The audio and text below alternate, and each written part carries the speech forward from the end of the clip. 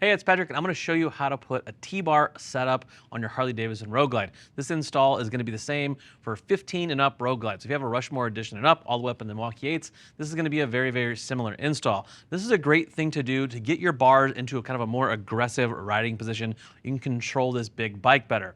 We do have to relocate the gauges, and there's a handful of ways to skin this cat. There's a bunch of products out there. For today, we're going to be using Arlen Ness parts. An Arlen Ness top clamp, their risers, and their gauge relocators that are in one, and a moto style bar. You can see we have the gas tank and front fairing taken off the bike. That is not necessary, although I would recommend that you remove the gas tank for this. If you need to do that, we have a video and shows you how to do that. We'll throw it in the description. And also, all the tools you're going to need, we will list in the description as well. The first thing we need to do is get rid of some of our gauges here, get to our handlebars so we can get all that off. So let's get to work. So we have to get into our gauge pod area to get access to our handlebar clamp. Now, one thing we have to do is take this ignition out. It can be a little tricky, and once you take this ignition out, you don't want to turn your handlebars because you don't want to misalign that ignition. To take it out, it's a little bit of a secret handshake. You turn it all the way to the right. You have to put your key in here. We're going to turn it. Underneath here, which we'll show you in a second, there's a pin along with a spring that we want to keep a hold of. So there's our spring, and there's the pin that we press up on to get this switch out. Once we do that, we're going to take a T25, take our 2 screws out on either side of our gauges, and remove all that off the bike so we can get to all the wiring that's behind it. So now that we're inside our gauge pod, we're going to unplug our gauges, and we're going to take our T25, take our 3 screws out, because we're obviously going to need to reuse our gauges, but we don't need to use the plastic trim that's on there anymore. That's going to go away. So we're just going to set our gauges off to the side, and we're going to come back over here to get to our wiring to start unplugging things. So now we have to get these bars ready to be taken off the bike. To do that, we need to get in here and unplug everything. So we have a couple of wires coming down inside the bar from each of the switch housings right here. We're going to unplug all of those. You should have switch housing on the left, you should have a switch housing on the right, and your throttle by wire.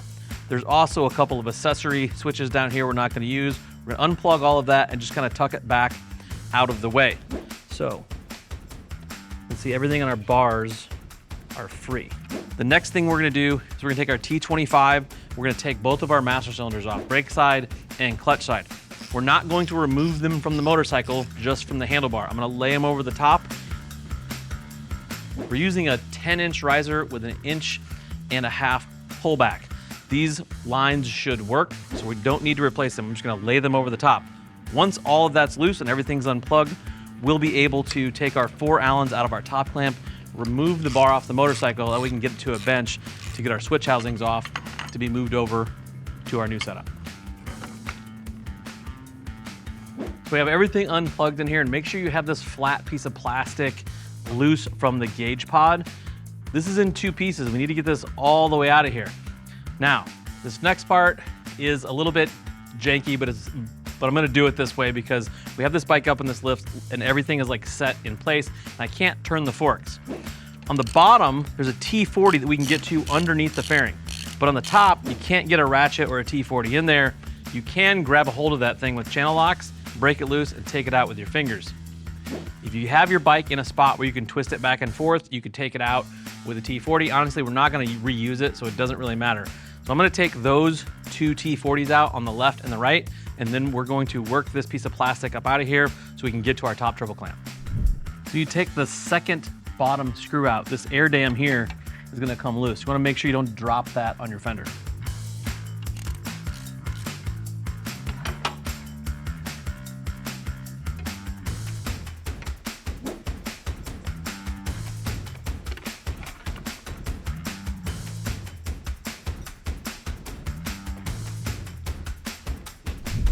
So now we're going to take our ignition / fork lock all the way out. That is a 5/32 Allen. You see this little blue tool I have in here? This is from Jim's. This just keeps everything lined up. Now, if you take this off and you don't move anything, you should be good. This is just an alignment tool from Jim's. It's an option, it's not necessary. 5/32, we're going to take it out. We'll end up installing that on our new triple clamp. After that, we're going to take a 1/4 inch Allen. We have a pinch bolt on each fork tube and a pinch bolt around the stem nut. You do not need to take the stem nut out. It's just being pinched on there. So we'll loosen up all those pinch bolts. You might have to persuade it with a mallet or something, and then that triple clamp will come all the way off.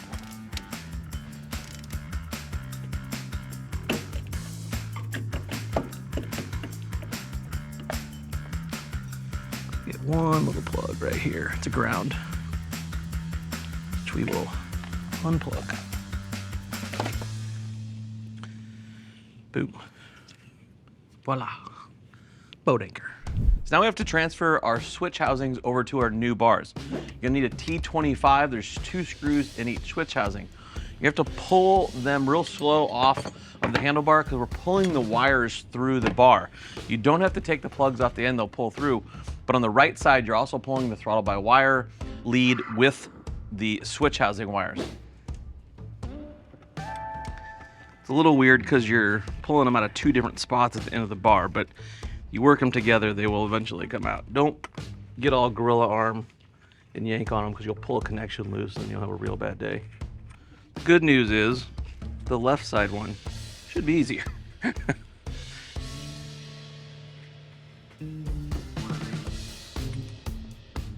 1,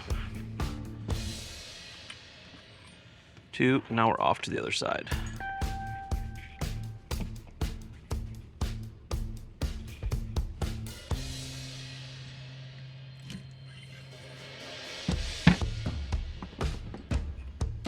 All right, now we can start putting them back into our new bars.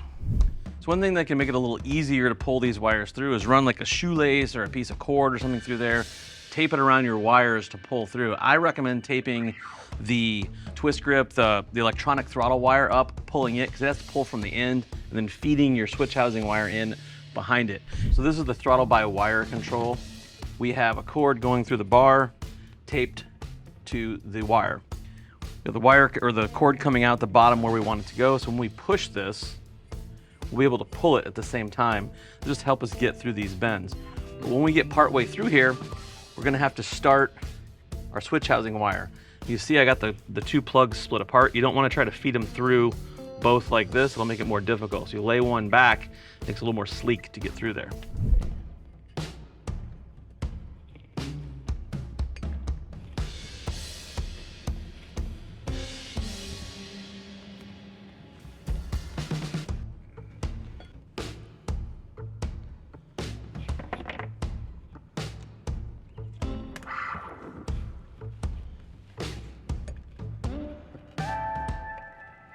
There's our switch wire right there coming out.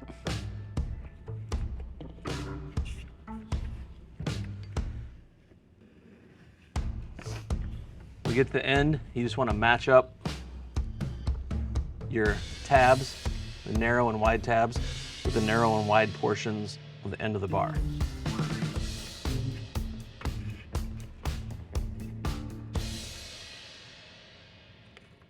Like I mentioned, I'm gonna put the clamshells back on here, but not tighten them up. Just have them on there so they're ready to install when we get up on the bike. So basically we're gonna do the same thing on the other side of the bar. This should be a little bit easier because we're only dealing with 1 wire. We'll pull it through, we'll loosely put the switch housing back on the bar. So we're gonna get our top clamp and our risers ready to mount. First thing we're gonna do is we're gonna take this plate off right here with an 1/8 inch Allen, because we are reusing our ignition switch. If you're not reusing yours, you can just leave this plate on. Then we're gonna put our riser bushings in. We're only going to use the silver caps on the bottom. They're built into the riser on the top, so we don't need to put those in there. On the risers, we're gonna take the bottom of the gauge mount, which doubles as our top clamp. We're gonna take those Allens out with a 1/4 inch Allen. Oh, Jesus Christ. Put thread locker on them, and we're going to run them back in, but we're not going to torque them yet. Then we're gonna mount our risers onto our triple clamp with our big bolts. We're gonna put a little bit of thread locker on these. We're gonna run them down to 30 foot-pounds. This, for our set of hardware, is gonna be a 3/4 socket.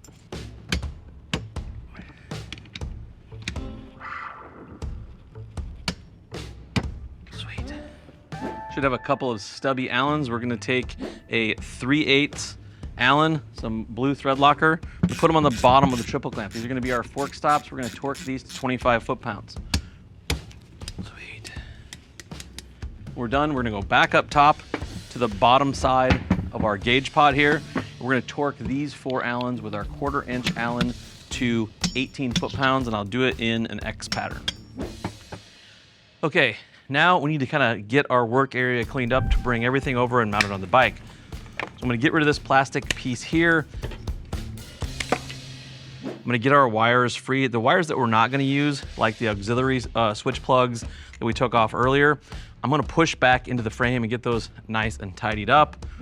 And basically clean up around here. All this road grime that's on our stem nut here, we don't want any of that on there when we go to put our new stuff on. We'll get that cleaned up and ready to bring our new stuff over. We're gonna take our top clamp assembly, we're gonna slide it onto the motorcycle. We're gonna take a 1/4 inch Allen, we're gonna torque these pinch bolts to 14 to 18 foot-pounds.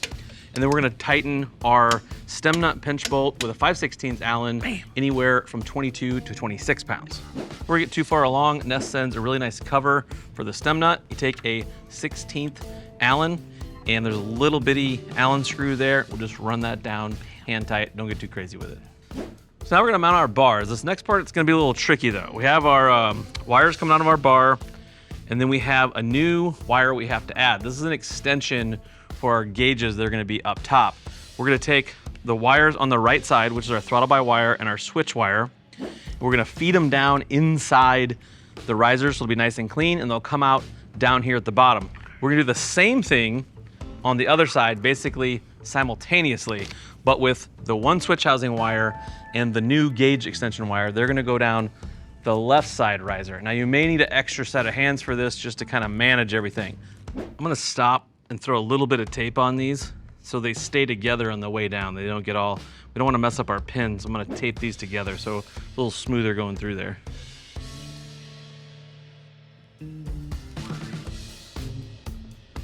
Okay, so we have this gauge wire through, we have the left switch through, working on a couple down here now. Come on. I think that's the switch housing. Now we need the throttle wire. I feel it. Yeah, buddy. Come on, one more plug. There it is. Bam! Okay. I'm gonna pull all the slack out except for the gauge extension wire. We're gonna leave about 3 inches hanging out up here on the top. Go over our wires, ran through our risers, our bar's just sitting there. So we're going to take our top clamp, which also doubles as our gauge pod, and we're gonna put it on. We're gonna make sure we run our wire through the hole in the gauge pod that's gonna plug into our gauges. Now, we're not gonna do this permanently. We're gonna throw some thread locker on these, run them in with a 1/4 inch Allen, but we're just gonna kind of snug them up. But this is a good time to make sure your bars are centered and maybe sit on the bike and get them close to where you're gonna want them. After we get these nice and secure, we'll move back down to the bottom and start hooking up wires. So now we have to build our new plug for our gauge extension. It's not as tough as you may think. We're basically gonna match up wires color for color. Ness sends the plug right here. And if you hold it up against here, you can kind of see the little pins in here, and that's what we're gonna match up to. And down here on the back side, we're gonna match color for color. So this first wire on the top of this plug is black with a green stripe. So what we're going to do, take our black wire with a green stripe, and we will push it through the back of the plug. It will pop out inside here. It's way down in there. You'll kind of feel like a positive engagement. You kind of feel like a little bit of a click. If you need to redo this, you can take these out of there, but it is difficult. So I would recommend getting them right the first time. So we'll match up color for color. So we have our plug here. We'll put our black with our green, and then the next one you see, it's a white with a black. We'll go to find our white with black. We would push it through our plug, so on and so forth, matching up all the colors.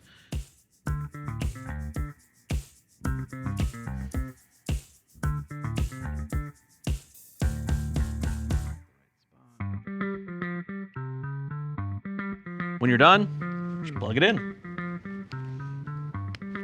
Okay, so now what I'm gonna do is plug in the rest of our wires. We're gonna plug in the throttle by wire, we're gonna plug in our switch housings, and then we're gonna tuck them all away as best we can, get that all cleaned up, and then we'll come back and put on our ignition switch and lock. So now we're gonna take our 5/32 Allen, we're gonna reinstall our ignition and fork lock, and then plug our plug back in. So now we're gonna come back to the top. We're gonna do our final torque on these 4 Allens. These are gonna be 15 foot-pounds in an X pattern.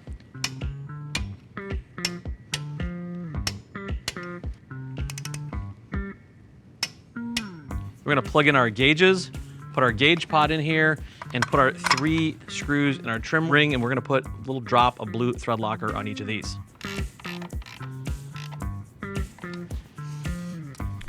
So now our gauges are finished up. We're gonna go back up here to our hand controls. We'll need our T25. We're gonna loosen up our switch housings, put our throttle and our left-hand grip on. We're also gonna put on our master cylinders. But to do that, we have to switch clamp styles. This is the stock touring style clamp, this big one here. And it has this big pin, it just won't work on the aftermarket bars. We're gonna switch it to the more narrow style like you'd find like a Sportster or Softail or Dyna. Like I said, we use a T25. We'll get everything adjusted just how we want it.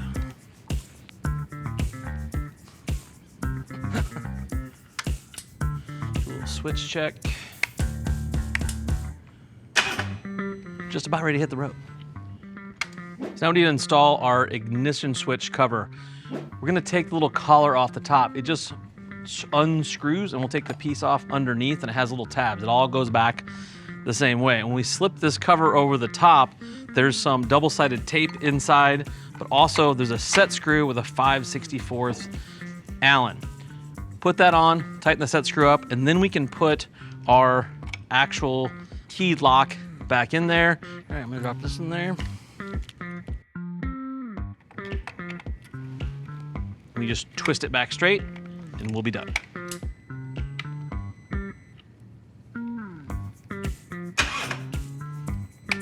Sweet. So from here, all that's left is to tuck away our wires and put our bike back together, tank, fairing, that sort of thing. Now, a lot of people ask, will my stock lines work? By lines, I mean the brake lines and clutch line. This is a 10.5-inch riser with about an 1.5-inch pullback, and our lines have plenty of room. This is also probably gonna take you a little while. Give yourself plenty of room. I wouldn't try to do this and ride in the same day. Give yourself a solid weekend to get this all done. If you're still looking for more information, go ahead and hit that info tab on your desktop or mobile device. It'll take you to the product detail page where you can read all kinds of other reviews and specs about all the stuff we installed here. If you still need more information, feel free to reach out to our customer service team. They would love to talk to you about what works best for you, your motorcycle, and your budget. I am Patrick. Thank you for watching. Now go work on those motorcycles.